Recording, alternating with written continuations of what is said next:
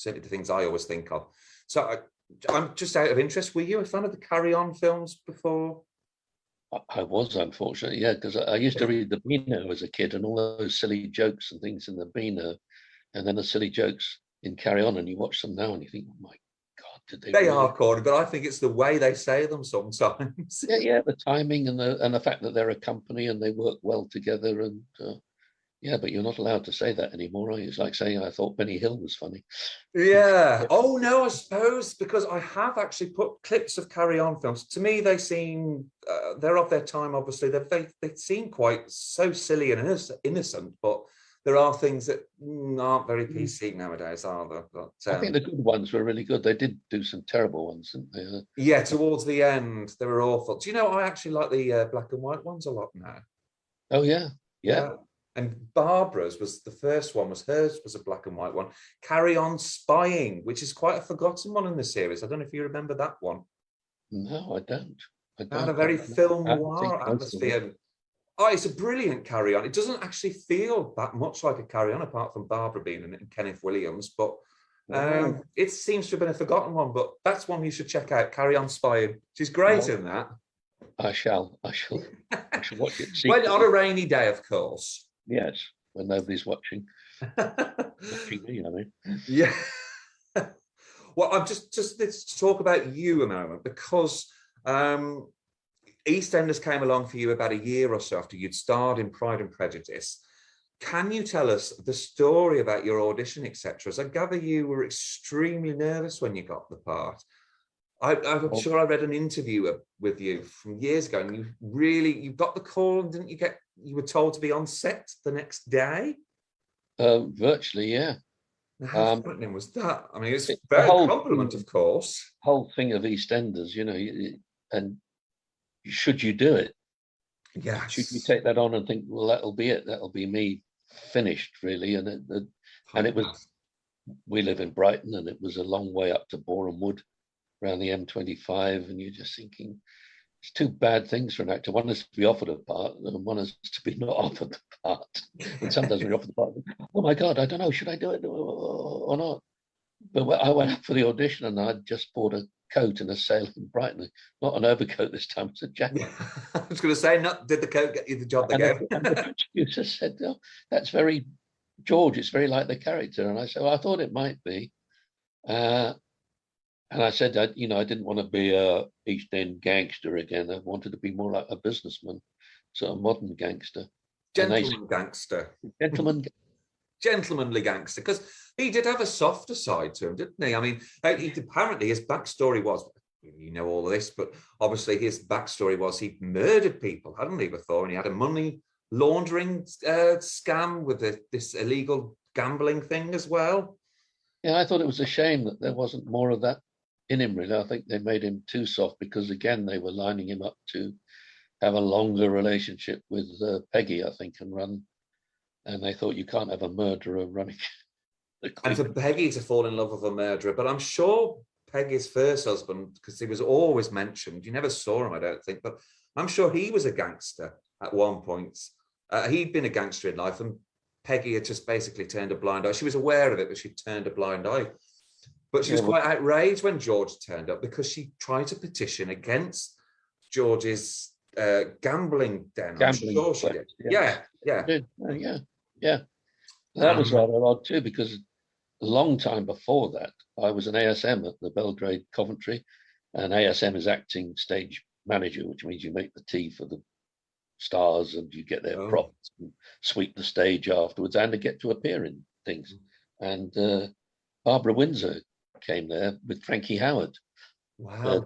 Do a play called The Wind in the Sassafras Trees. And on the first night, as an ASM, you go around with their props and things and knock on the door and wish them good. Knock on the door. And she used to call me Dollface, Barbara. As a compliment, I take it. Oh, yeah, hello, Dollface. Yeah, I could just imagine her saying that. Yeah. I went in, I said, here's yours, Miss Windsor, and very good luck tonight. And this voice in the corner said, who are you? And I looked round, and there's a bloke in a long black overcoat. Oh, no way. And I said, I'm Paul Moriarty. I'm the ASM, just going to wish Miss Windsor good luck. And he said, well, you've done that. Now, off. Was it Ronnie Knight, I take it? Was Ronnie Knight. Ah, he was an associate of the Craze, wasn't he? So was she. So was she, yes, I know. I've read her book. And talking about George being a gentleman, went to one of Barbara's parties and Mad Frankie Fraser is there. Joking. Now he's, yeah. And he said, come over here, son. And I thought, oh God, do I call him Mad Frankie or Mr. Fraser? I don't. And he said, I want to say the way you play George, you play him like a gentleman, which is what we is. I said, oh, well, thank you. That was a compliment, a pat on the back, and I bet you were relieved as well. Yeah, very odd because, there's Mad Frankie in one corner with Tony Lambriano, who took the rap for Jack the Hat. Yes.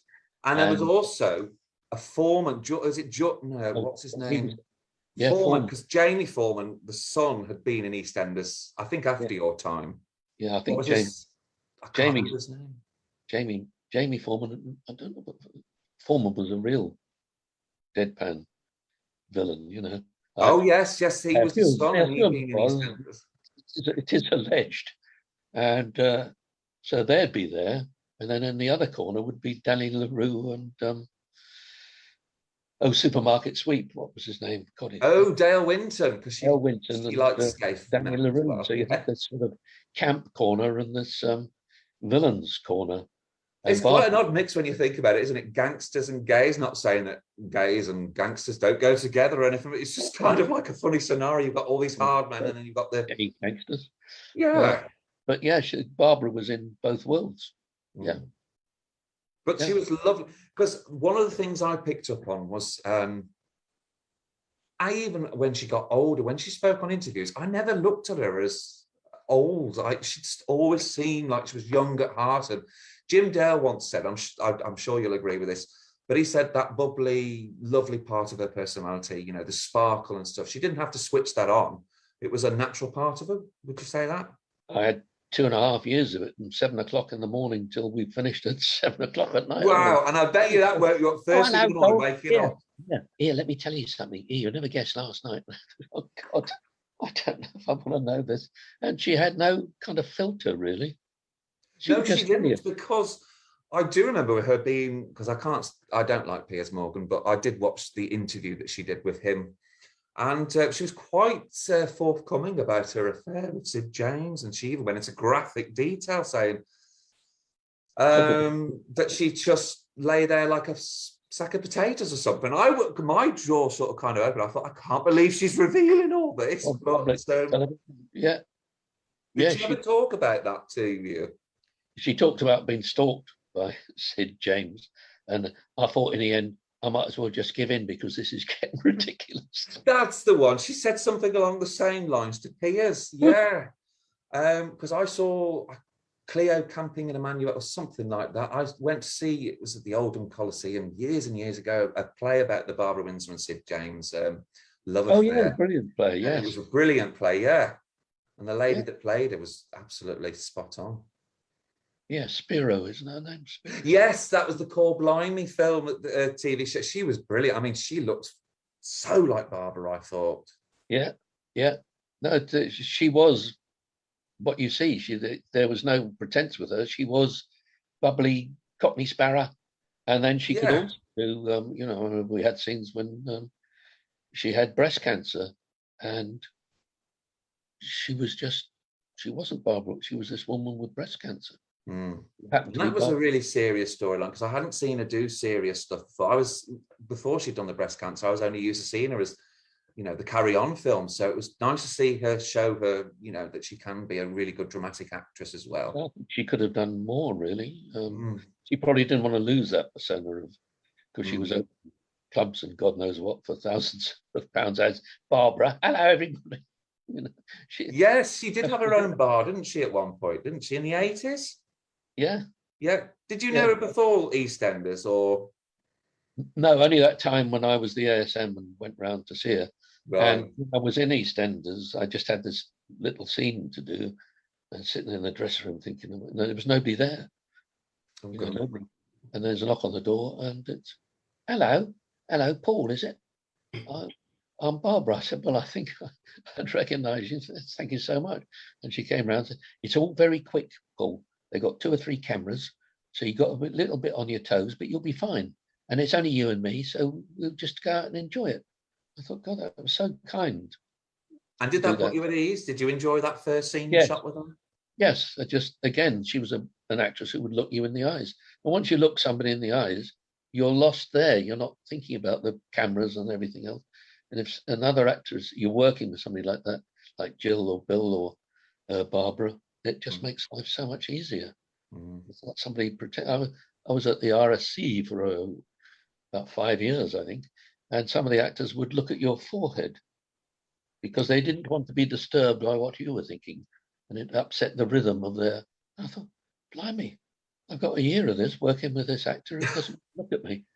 Now, see, I did some drama classes years ago in Manchester. I only did like local theatre and stuff, but the drama teacher always used to say that you need to look at the other person and measure them up and like weigh them up and like, you know. Absolutely. Would you agree with that?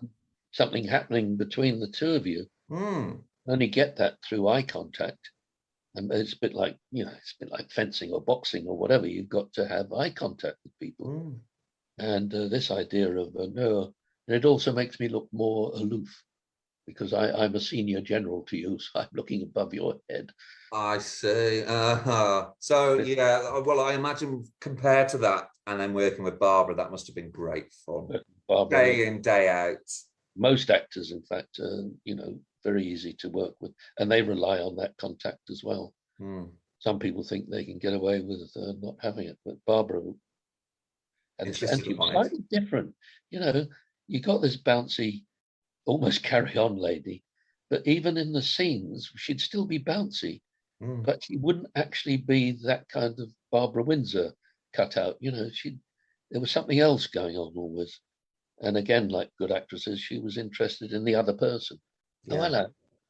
Oh, are you going to live round here? Oh, well, perhaps we'll see each other or what. There's things going on in her mind, which she was transferring to you through the screen and what have you. Yeah, she was really good. It's a shame. It's a shame. Because Norman Wisdom did a play on television with Judi Dench when he had cancer. He was in a cancer ward. And he still had that sentimentality that he had in the comedy films. Oh, yeah. It was all toned down. And he was marvelous. He was really, and I thought, surely he's going to do some more. He didn't. He probably thought, I've done that. Mr. Grimshaw, you've done me serious. Now, there was one quote about Barbara Windsor, and it wasn't a criticism. It was in Joan Sims' autobiography, where she said Barbara was definitely the toughest cookie she ever worked with. Can you imagine that? Because I imagine when I saw her scenes when she's being, she's really the matriarch and she's having a go at Phil and Grant and she gets nasty. I always thought to myself, I can imagine her being very tough. She was tough. She was a career lady and she was sent away, during the war. Of course, the year she was 1937, I think she was born, wasn't it? She became, herself. She had to look after herself really without a mother and father around. And then she had the discipline of show business. She was very disciplined. You didn't forget your lines. And she said, I went and saw so-and-so, somebody was in the EastEnders in pantomime. And she said, I didn't have to go around and tear her off a strip at the end. She was just walking through it. I said, these people have paid their money and the kids, it's the first time they've been in the theatre. And you just strolling your way through it. It's disgusting. And, really? Well, I completely agree with what she's saying. So do I. Very professional in that way. But I never saw that the tough side to her. And with Grant and the boys and all that, she loved being with them. Loved most of the people, not everybody, but. Oh, really? Who didn't she like? I don't. Well, I think it's well known. It doesn't matter. It's time's gone. Yeah, it's important now, is it? With Wendy and Pauline or whatever they both. Did she clash with Wendy Richard? Yeah, they wanted to be the chief sort of, and then Barbara came in and was the kind of head hen on the place. I had wondered about those two because I thought they both come from the same era, and Wendy had done like lots of comedies as well, hadn't she? Like Are You Being Served? And she'd done a few Carry On films and stuff. So I wondered, and because Wendy had been there from the beginning, I always wondered if there was a bit of a clash between them. But her nose put out of joint, and when was it the Queen or somebody came to visit the set? It was Barbara who she became the matron of the whole thing, and she was often, I didn't know at the time, she was often going up to the producers and saying, I want this or I want that. And I don't think you argued with her if you wanted something. Really? I can just imagine that as well. Yeah. No, the Crays and Ronnie, she used to be with tough people. And she was no sort of little, She used to say, I's a good girl, I's, meaning she didn't want to cause any trouble if the actors were saying, oh, we ought to do something about this. Oh, well, I's a good girl, I's. And she'd keep out of it because she'd been through a lot, hadn't she? A lot of men had taken money from her, etc., etc. She'd gone on tour as Mari Lloyd and got that money back. She'd fought for a lot, like Jill, the two of them had the fight early on. Well, I was going to say, talking of Jill, I mean, the connection there, what had connected me was, I do remember Barbara, she'd only mentioned Jill in passing. She just basically said, like, Conti school, they trained together. Jill was that. So I don't know how friendly, I gather they were, I don't know if they were friends, were they? Do you know if Jill and Barbara were friends? Jill never mentioned her, no. No? Barbara mentioned Jill? No. No? Oh, because I got a photo of them together. But with Sir Conrad, what's his name? I can't remember what his name is off the top of my head, but it was with a gentleman. It was from the 80s, and a picture together. And I wondered if they were friends because they'd been at drama school together and stuff. And because Jill was supposed to, I don't know if you remember, was supposed to go into EastEnders. Do you remember that? She was cast as Ronnie and Roxy's mom. But Jill attended for the day and realised that she didn't really want to. She felt she couldn't commit to like the pace of it all, the ongoing thing. So she decided to leave. It was recast with Glynis Barber. So that would have been interesting, I thought, to have Jill and Barbara Windsor together at the, in that, because Barbara was still in that series at the time. This is about 10 years ago now. Jill felt very comfortable in The Gentle Touch. Really comfortable, and she liked everybody that was working closely with her. Whereas going into EastEnders, it's a kind of big machine that's going on around you. Well, it is now, because I was speaking to Gary Webster last week, and he played 2 different roles in EastEnders, and he said the first thing he did notice when he went back, I think it was about a few years ago, was, of course, as you were saying before, there were no rehearsals now. It's all such an ongoing thing, isn't it? Yeah. Well, I turned up on that day, and there were 2 cameras, and I thought, what? Usually you have one camera does your bit, and then that bit, and then it moves out. 2 cameras. I speak. I've got the camera. She speaks. She's got the camera. I walk off. One of the cameras follows me, and that was the end of the scene.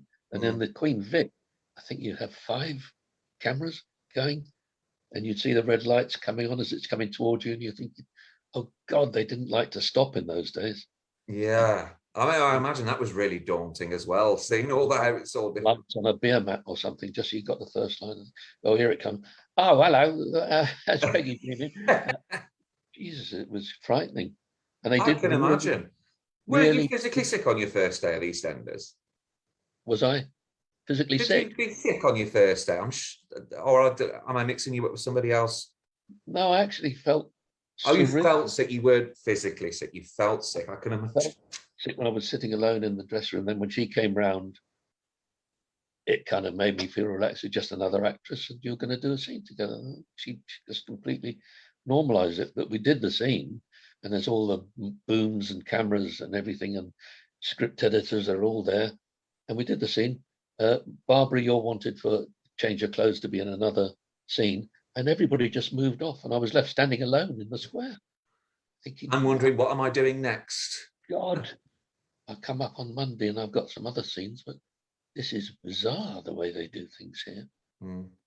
Because I mean, comparing that to The Gentle Touch, how long were you filming? Just The Gentle Touch would have taken how long for one episode to film? Was it a week? A week. Yeah. So you'd have time to rehearse, 2 days filming and 2 days in the studio, which was plenty of time, actually. Yeah. In fact, the producer said, I don't want them rehearsing too long because they'll start finding things wrong with the script. Like he couldn't possibly have done this because he was in Clacton at the time. So, yes, and you hear of actors going into soaps and say, "Oh, I don't believe my character would say that" and stuff. But I suppose actors get a sense of their own characters, don't they? Yeah, but that can be fatal, you know. There was a lady from Brookside who I interviewed, and she said she thinks she got the chop because she used to go up to the directors and say, "Well, I'm sorry, but I don't think my character's like that." And she said, in the end, they got rid of me. I think it's because she thought it was because of that. So do you think that's fatal to question the directors? They haven't got time for that. It's a rhythm. Just goes on and on all day, and the camera people are almost asleep by the end of the day because they're working non-stop. Anybody saying, I'm not sure if my character would do it.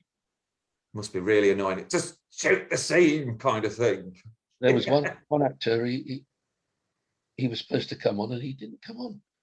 They said, you're supposed to come on. And he's on the other side of the door. And he said, I couldn't see any reason why I would open the door. And they said, if you don't open the door and come on, there's no scene. So bizarre. He didn't last long. Was it an EastEnders? Yeah. Who was that, or can't you say? No, I can't. No, that's not what we're here for anyway. But yeah, nice bit of juicy gossip there, because I just think, God, I'm privy to all this. He wasn't in it very much anyway, but you just think, can't you feel the rhythm that's going on here? We're working flat out, going from scene to scene. Nobody wants to stop. And of course, I was just thinking, because when you did that in the 90s, of course, it's even faster now in 2021, isn't it? I think they do stop if somebody goes wrong, though, now, because they've got so much to do. I don't know how many episodes they do. We did 3, I think. And one morning I was sitting here in Brighton, and they said, can you get up here by 1:30? We've written a scene for you and Barbara because we've realised we're 2 minutes short or something. And so did you have to go all the way back? I had to go all the way back, sit down in the Queen Vic, and the script just under right action. And we sort of did it, but she was frightened as well, because you just think, but something takes over and you do it. I mean, but I was in it for about 3 months and gradually getting what the style was and what have you. And the wardrobe man said, he said, oh, congratulations. I said, what? He said, you almost got it. I said, really? He said, yes, you're almost dead behind the eyes. I wanted you to be like that for the gangster kind of part. I thought that is it, isn't it? Hello, all right, it's raining outside. I love you. I hate you. And just Wendy Richards said to me, she came up to me on my first day in the Queen Vic, first time. We were sort of getting, hello, darling, you doing all right? I said, well, sort of. She said, put your brains in your boots and leave them there because you won't need them.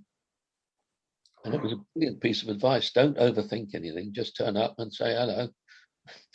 So that was good advice she was giving you there. Terrific advice. Yeah, terrific advice.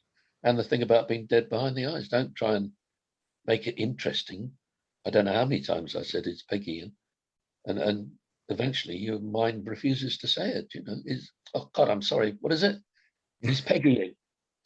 And everybody laughs because you just know the mind is, I don't want to say this anymore. I thought he did soften as time went on, didn't he? I think if he was going to get with Peggy, like you said, it needs to be a sort of sympathetic character, do you think? Yeah, I never went to the producers or anybody. I did want him to be a bit more involved in violent crime to show that underneath this gentleman there was somebody who actually did terrible things.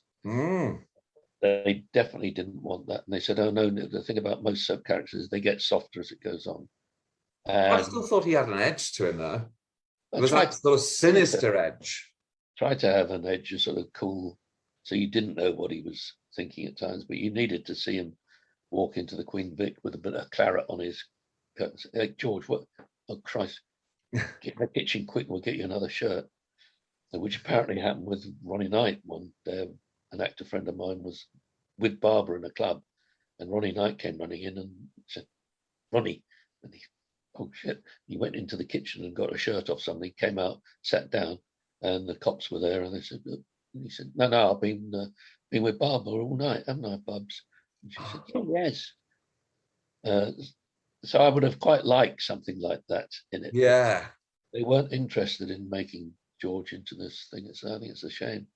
It was yeah, that is a shame when you say it. Yeah, thinking about it, it would have been nice to have seen, where he went off to. I suppose it was all left to the imagination, I guess. Yeah, and then he had the Italian lady, Rosa, who was played by Sue. Is it? Oh, what's her name? I'm thinking. I can't remember what her name is. Susan in Bergerac. What's her name? Yes, and Doctor Who is kind of Raquel Welch. Louise Jameson. Sorry, it's Louise Jameson you're talking about, isn't it? Beautiful, beautiful. Yeah, so, she's got lovely eyes as well. Yeah, and much different to Barbara because she was very calm and quiet. Mm. And then it'd be Bob. Hello, have you done that scene? So I don't know what they wanted with him really. Yeah. Anyway, a new producer came along and I was sacked. So that was that. What you hear about these new producers, because this happened on a lot of, I've spoken to quite a few different soap actors, and you hear about how a new producer comes in and they want to make their mark on the show, and they get rid of characters that they really shouldn't have done. And I always thought George and Annie, would have carried on. And because did Peggy and George marry in the end? I'm sure they did, didn't they? Did they get married? They were engaged. Right. I don't know. This new producer, he really didn't like me at all. Which is fair enough. I mean, he just didn't want me in it. Was it yourself and, oh no, I think, because he got rid of Louise Jameson as well, didn't he? Or was that after you'd left? That was after me. He got rid of the Italian family. And that was bizarre because they hadn't really settled in yet. No, I don't think he wanted them to either. I honestly didn't. I don't play the politics, which I probably should have done. So I didn't really know what was going on. But he got rid of about 8 of us, and he phoned me up here. I'd been filming on Monday, and he phoned me on Tuesday morning and said, I just wanted to let you know we're not taking up your contract. Oh, that was nice. I said, I was in yesterday. Didn't you? You could have told me then. He said, oh, you're in again tomorrow, aren't you? I said, yes. He said, oh, well, we can talk then. I said, well, there's no point, is there? I'm out, so that's fine. Yeah, I went into work. Talk about. Went into work the next day, and the camera people said, "Oh, Paul, I'm really sorry you're not doing it. I'm really, I said, how do you know? They said, well, it's in all the papers, in the Mirror and the Sun and whatever. And that must have been awful. He'd told the newspapers, and somebody said, have you told the actors yet? He said, oh, no, I haven't. So he said, well, you better phone them and tell them. So many actors have said that, that they've read about their being axed. Oh, yeah. In the paper, and I think that's terrible. They had an Irish family in it, and there was they were all lovely. There was a young actress in it, I don't know if she was 20 or whatever, and she'd finished one scene and she was dashing to wardrobe to get changed for the next scene. And as she was running across the floor, this producer said, oh, I want to have a word with you because we're not taking up your contract, but I know you're busy at the moment.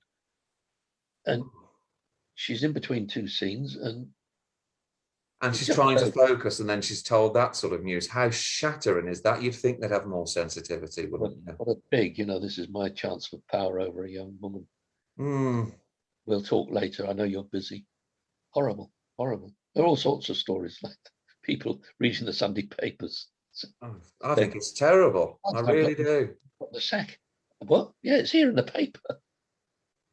Well, I mean, the worst one I heard was there was another lady from Brookside, and she didn't even have a leaving storyline as such. She was just basically filming one day, and they said, we're not going to be using you anymore. So she didn't have any sort of goodbye scene or anything, and it was bizarre because she'd been there for 8 years and was a popular character. But again, a new producer came in, decided to change it all around, and I personally think that's when Brookside that's when it went into its decline, because he tried to change it into a different direction. The whole thing was a bit bizarre because on the Monday I was having lunch with Barbara, and she was looking around the canteen and saying, I was going to say, how did Barbara feel about this? Well, she said he's going to go, and she's dreary. She's going to go. The producers getting rid of quite a few of them, and he's going to go, and she's going. When I turned up for work on the Wednesday, she said, "Oh, babe, I didn't know you were going to get sacked." And I thought, this is a bit bizarre. She knows everybody's getting sacked apart from me. But then she was having lunch with me saying, she's going and he's going. Which probably made you feel like, Oh, by the way, you're going as well. Well, so it was all a bit strange. But that's power, isn't it? I could sense that he didn't want me in it. And then the other producer who'd cut half the Emmerdale lot, he have an aeroplane land on them or something. Oh, Phil Redmond, yes. He got the aeroplane crash in Emmerdale, yeah. So it wasn't actually Phil Redmond. This was a producer who was known as, and he came got all of us together on EastEnders when he arrived. Oh, yeah. And he brought out this axe and said, "Here, you know what this is, don't you?" And people said, "We don't really think that's very humorous, you know. You're here to protect us. The main question we want to know is, are you going to keep the budget the same?" He said, "Oh, I don't know. I've only just arrived. I don't know." But he thought having an axe was a great gap. It's power. It's corrupts, as they say. But I think, honestly, it's a power thing with them. They love that control. They've got mortgages. People have got kids or whatever. And I can see people were always shocked when they got them fired from EastEnders because they couldn't believe it. They were stunned. And I'd say, well, you know, if you're in a play in the West End, it would come to an end. They'd put a notice up on the board.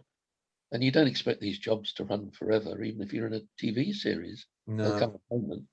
So, yeah, but I can't see what I've done wrong. I can't. So when they've just decided they've had enough of that character, it's nothing to do with you, really. No.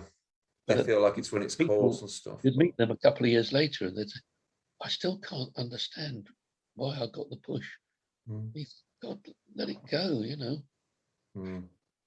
But it becomes your whole life because you're working there sort of non-stop, and when you're not working, you're chatting to your fellow artists and what have you, and your canteen. Well, yeah, I imagine. I mean, would you have described EastEnders as having a family atmosphere, or is that overstating it somewhat? I wouldn't actually, because being at Boreham Wood, people used to go home at the end, and I wasn't Coronation Street, and they seemed to be much friendlier in Coronation Street. I can imagine that. Yeah, really had a laugh, and it was just great fun. Whereas EastEnders was a bit, you know, maybe the art sort of took over.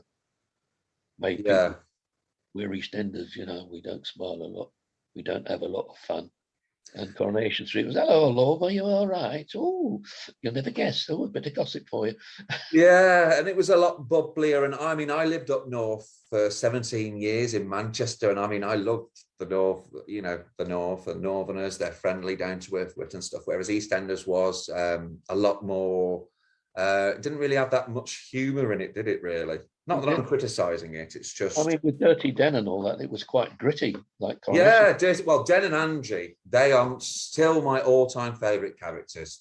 Absolutely fantastic. But again, it had to be lightened and it had to be changed. And I don't know now. It's sort of all these soaps are kind of ludicrous, aren't they? In many ways. Yeah, and I think, do you know what spoils it for me? Because people say, "Well, you used to love the soaps," and I'm like, "Well, yeah, but you know, back in the 90s when you were in EastEnders, it was 2 to 3 episodes a week, so you looked forward to watching them. And if you didn't watch them, you'd watch the omnibus edition.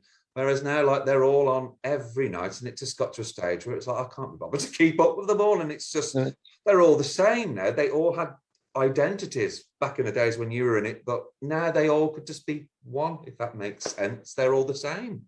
Yeah, and in ludicrous sort of storylines, it's all a bit Hollyoaks, isn't it? I mean, Hollyoaks is different because it appeals to teenagers, and they've got lots of very attractive people in it. Well, yeah, and I always say, well, Hollyoaks kind of pushed Brookside out, because I think Hollyoaks was apparently a lot cheaper to make than Brookside, and Brookside had lost its. I think Brookside tried to keep up with the trendiness, and I think there were so many soaps. I think that's what ended, and they ended up doing really ridiculous, over the top storylines towards the end, and that's why it finished. And I think that was because they were trying to keep up, and I just think the increase of episodes every week just killed it for me. But I'm in the minority. Lots of people still watch them. No, I think you're right. I think Brookside sort of shot itself in the foot, and then it shot all the soaps in the foot because they all wanted to be outrageous like Brookside and have planes out the sky, gritty and murdered and all that. My mum used to say, "Oh," she said, "I love watching EastEnders because they're always much worse than your own life, isn't it?" They lead I can believe that actually, because they're all shouting at each other. Yeah, really horrible, isn't it? Well, I suppose so, Mum. Yes. Yeah, I mean, after EastEnders had finished, did you keep in touch with Barbara much? No, not at all. I used to drive her down occasionally. Scott's parents lived in Hove. They all lived there. So on a Friday, sometimes I'd drive her down and have a chat with her and all that, have a nice journey down, and they were lovely people. Jewish family. So you got there and there was food and everything on the table. So yeah, you get very close to people and then it finishes and then you're off somewhere else, aren't you? It's like school, isn't it? You intend to keep in touch, you mean to keep in touch, but eventually your lives go different directions. And she actually told me once on one of those journeys down, she said, "You never invite me out to dinner or anything, do you? Which you should do with your leading lady." And I said, "Well, it'd look good for my wife, wouldn't it, Barbara, if we're in the papers having a nocturnal meal together?" Well, suit yourself. So I think I should have been more solicitous to her, not saying, "Hello, Barbara, all right." A bit of deference probably would have been quite good. I don't know. But all your memories, apart from obviously the horrible producer and those horrible memories, your memories of Dame Barbara are all great. They're all great. I mean, fun. That bubbly personality really sets you up in the morning. And then, as I say, I was just about to ask. I said that must be a lovely start. That's like your morning coffee, having Barbara Windsor at 7 o'clock in the morning. Riots in the makeup room with, "Oh, don't let him in! I haven't got my wig on yet. Oh, yeah, keep him out, George. Go away." And they were, that sort of. I think the women had real fun. Maybe the men had to be a bit more macho, but she loved Ross Kemp. He was a sweet man as well. He was another one. When you arrived, he'd take you around and say, "Well, this is where you can get a cup of tea, and is your dressing room all right?" and everything, and welcome you. Yeah. But a lot of the I can imagine that would make all the difference to you as an actor, especially when you've just joined. Yeah. Something like that. And Barbara coming around to the dressing room. The older actors were much more aware of what it's like to be an actor, and the younger one, fair enough, they're out clubbing and buying cars and God knows what. So they haven't really got time to say, "Oh, hello, are you all right?" Don't blame them at all. And actually, most of my scenes were with Barbara or with the Mitchell brothers. Oh, Ross Kemp and Steve McFadden, yes. McFadden, yeah.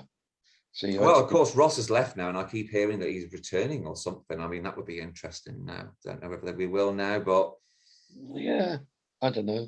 They tried it with Leslie Grantham, didn't they? Yeah. I'm still quite unsure. It sounded like a good idea at the time. When it actually came round, it all felt slightly surreal. Like, I'm not quite believing this. And it didn't last too long, did it? I wanted it to work. I think he thought, I'm the king, Jack the lad round here, and there's a whole, and how many actors are in it? 30 or 40 maybe, and they're all as important as each other. So it's having an outsider come in and thinking I can pick up from where I left off. It didn't happen, did it, really? It didn't happen at all. No, I mean, Julie... He's a terrific actor, Oh, terrific. Yeah. I mean, he's one of my favourite characters, and Angie, but I remember in Coronation Street, there was Julie Goodyear had left, and then she came back, I mean, she's my favourite Coronation Street character anyway, but it didn't work when she came back. She thought she was the queen and stuff, and I was in it when she was there, and she was just great fun and a lovely person, and very kind of naughty and what have you, but part of the whole group. And I think I don't know, I think she went a bit doolally, really, which is a shame. Shame, these lovely people, and what happens to them? It is. They lose a sense of who they are, do you think? You think the success and the popularity goes to their heads? I'm sure that's part of it. Yeah. Okay. Well, very interesting thoughts, but we're going to come to the last question now, which isn't about Barbara, it's about yourself. Thank you for sharing your memories of Barbara, by the way. That was absolutely lovely, and especially about the gangsters party. I've got a little picture in my mind now, because I felt like that when I was reading her book as well. So I kept thinking she's had a colourful life. So it's interesting to hear that. Well, she Especially went having Danny LaRue in one corner and a not gangster in another corner. and Danny LaRue was quite, he said, come here. I said, had Mad Frankie Fraser was frightening of Danny. And he said, you haven't spoken to me all night, and I'm very rich and very famous. And I said, well, I know you are, Mr. LaRue. I was just talking to other people. I said, now I have the opportunity to talk to you. That's a great thrill. Well, I should hope so. So yeah. And was he serious when he said that? I think he was. Oh, really? Like nobody ignores Danny. I see that sort of thing. Yeah. I heard Kenneth Williams used to be a bit like that as well, who Barbara was close to, so I can imagine that. Did you ever meet Kenneth Williams? No, I didn't. I wish I had. I mean, he's iconic and stuff, but the stories that Barbara had written about in the book, he sounds like he was a character as well. And he'd be really rude to people. He went on honeymoon with Barbara and Ronnie. Yeah. Can you imagine? Ronnie Knight the gangster and Kenneth Williams. I just kept thinking, I can't imagine that, but I'm sure. And it was Barbara that invited him, I think, wasn't it? Yeah, great. Well, she loved these sort of camp people. I loved the fun and the gentleness that they had compared to the craze and the heaviness of all those sort of mob that she mixed with. And then she had Dale and Winton. They were often around for tea and lunch and dinners. And Lawrence subsequently married us, and I don't think I can take it anymore, because there are all these old camp people around me, and I don't have any young people to mix with. But of course, he, looked after them really well, and genuinely really loved her. So it was good that he was around. He's a good man, nice man, very nice man. It is. It was very devastating news last year. I mean, to my knowledge, I don't know. Have they done a documentary about Barbara? I don't think they have yet. No. I don't understand it, but I'm hoping that's got to be surely in the works, something to commemorate her. I mean, I'm glad that Barbara wrote her autobiography. They did do a play. They did the play that you saw at the National. Yes, Cleo Camping, Emmanuel and Dick, I think it was called. Yes. I know that sounds really rude, but it was the titles of Carry On films, I think it was. I think they did one on television as well, a different play entirely about her life. So I don't know. It's a tricky one to do, isn't it? Of course. Step between all those minefields and the pain that she went to, the younger blokes who took her for granted and took her money, basically. That would be interesting to touch on her earlier life and her struggles and her upbringing and stuff. She didn't particularly like children. Barbara? I don't know, because she was kind of petite and all dolled up all the time. She said, when I do pantomime, I tell the lighting man, don't light the babes.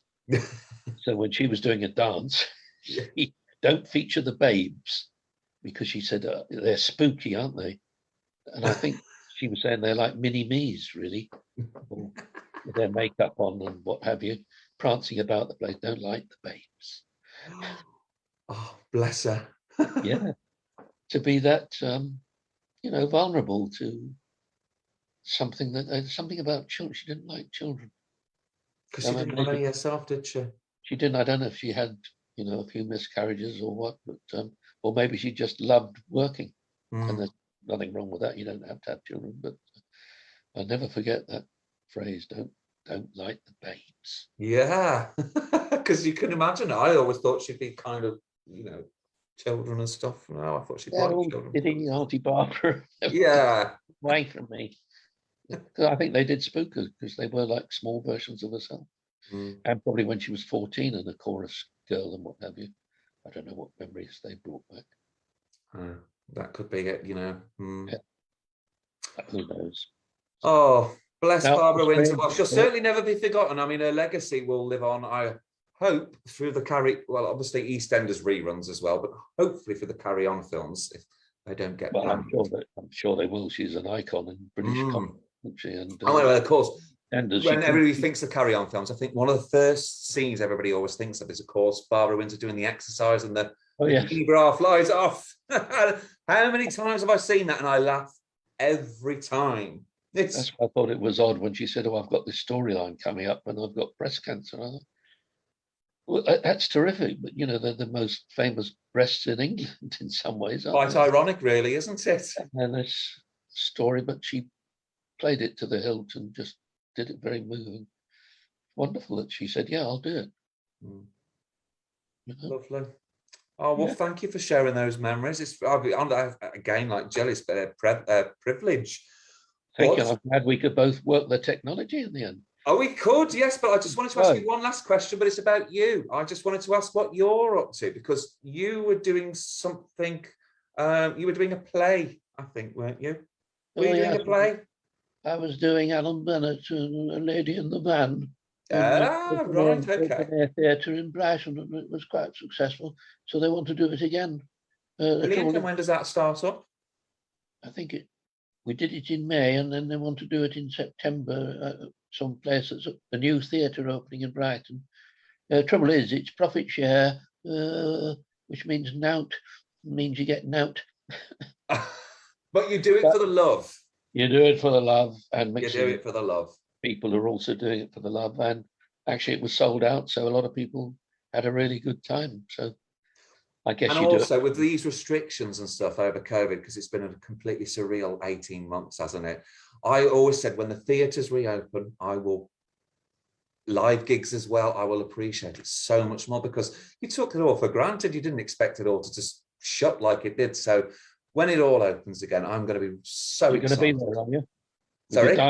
With a diving helmet and with a diving helmet, yeah. I can't wait for it all to open. I can't wait to experience a live gig as well, because I have tickets for a concert. So that's been postponed twice now. So yeah, well, for young people like yourself, and for even younger people, they've had a lot of their life stolen from them. They should, teenagers should be interacting with each other. People at university should be chatting and talking and having parties and should be a wonderful time of their life. And, yeah, of course. I mean, it's the youngsters I feel sorry for, because everybody says when I see kids around, and I thought to myself, I just can't even imagine what I'd have felt like, to be separated from your friends and to be just banished to the house and stuff, and no school either. And it's surreal, isn't it? They've coped. I mean, most of the people have coped really well. We're lucky down in Brighton because we got fields and parks and the sea, so they can get out. But if you're in London in a sky-rise flat with 3 kids or something, I don't know how. I mean, yeah, it's when you say it like that, I suppose I do consider myself lucky, because we do have lots of fields at the back of us, and I went walking with my dog for hours, when I wasn't working, just to kind of like keep the mental balance, mental health keep going, because obviously it's not healthy being inside, is it really? You don't want to be watching soaps all the time with all this stuff going on. To be out with a dog and be experiencing nature and fresh air. I mean, I enjoyed that part of it. I thought, I like these long walks and stuff. I could get used to these. And, I like that part of it. But I'm glad we're going to get back to normal. You have to adapt and survive, don't you? Because if you don't, you get terrible mental problems and all sorts of things. That's it. And then I've been swimming in the sea for a year, and I've ended up with this. It's almost like being burnt. Yeah, I mean, I do wish you a speedy recovery on that. I mean, thank you very much. When did you say you're going to start the play? It's coming on in September. September, so I should be fine by then. You should be okay by then. Oh, well, I'm wishing you a speedy recovery. Thank you very much. It's been a great delight talking to you. Paul, it's been an absolute privilege. Thank you very much for sharing your time. What I should do is tomorrow when I upload them to YouTube, I'm going to do them separately, one for Jill, one for Barbara. I'll send them to you. I don't know if you want to watch them back, but you'll always have the links there anyway if you do. So I should say good night and thank you very much. And thank you, Paul, for joining us. It's been an absolute pleasure. So I shall hopefully speak to you. Well, I shall speak to you tomorrow when I send you the videos through, and you take care and all the best for the play. You too. Stay well. Stay well. And nice to meet you. Nice to meet you too. It's great. Thank you very much. You take care. How do I turn it off? Oh, don't worry. I'll control it. So I'll just turn it off now. Okay. Good night. Good night. All Sweet the best.